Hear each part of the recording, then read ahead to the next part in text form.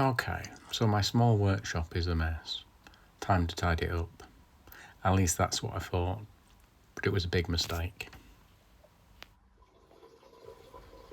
So the first thing is to empty the shed and move as much out as I can. However, once I did that, I found the walls of the shed behind the tools had become so damp that they'd started to rot in places. This isn't a good sign. This means I have to empty the shed completely and see how bad it's got. So I then spend a weekend moving things about, moving tools from one place to another, then back again. And eventually, I find that it's probably worse than I'd even expected. The damp has got into substantial parts of the shed, and it's going to need quite a bit of work to remove timbers and replace them.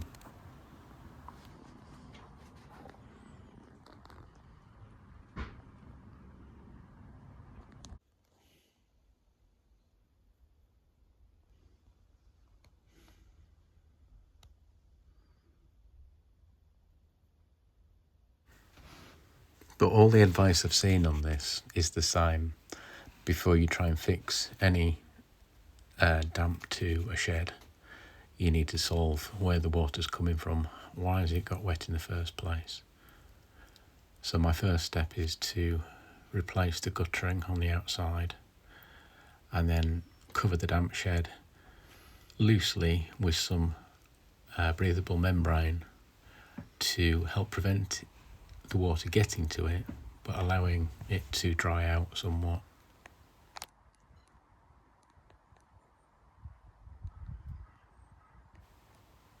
And another difficulty with this project is that I don't have access to the rear of the shed.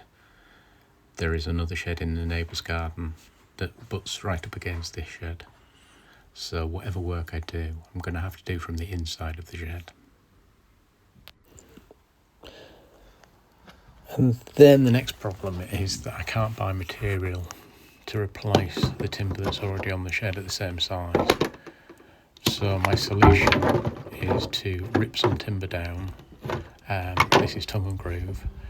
And I'm going to have to make up a piece of timber the same size as the existing. So I've cut a narrow strip of one piece, added it to the other to make it a 12 centimetre wide board. So what I think's happening is the thickness of these are slightly different. So I'm going to have to take a little bit off here to be able to get these to connect up. And the reason I've got half a board here is because these are 12 centimetres and the boards I can buy are 9 centimetres. So this 3 centimetre one plus a full board should fill the gap in.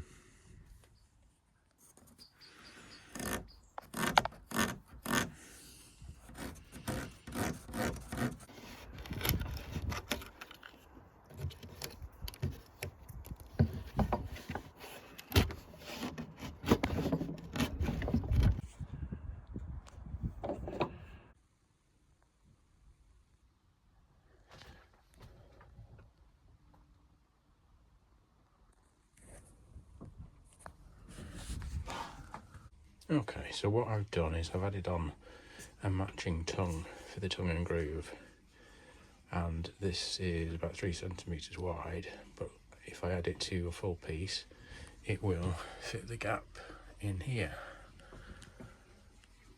The only problem I've got is how do I add the pieces when I can't get to the other side because there's a shed on the other side for next door, so I have to work from inside the shed. Yeah, I haven't worked that one out yet. Okay, so that piece wasn't too difficult to get in.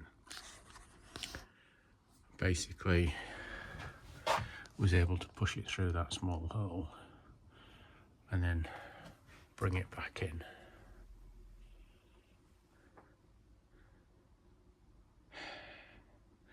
The next piece though, I won't fit through that hole. So, still working out that one. Okay, I think what I'll do, I'm going to have to split these ones anyway and do sections.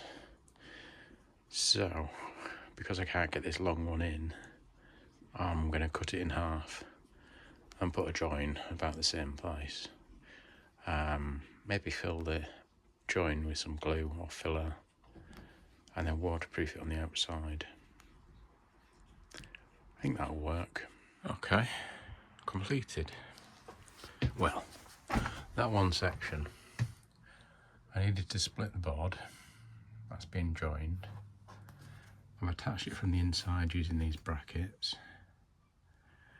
The dovetail on the narrow piece works well. I've had to take out the inside part of the groove to allow it overlaps on the outside, but the inside had to be removed to be able to pull the board in. Yeah, I think if I can try and paint the outside with some sort of long roller, protect it a bit, it's going to work okay. Still got this one to do. And then on this side, that board probably needs doing. The others I should be able to dry out. So I'll just fast forward through this next section where you see me install the lower part.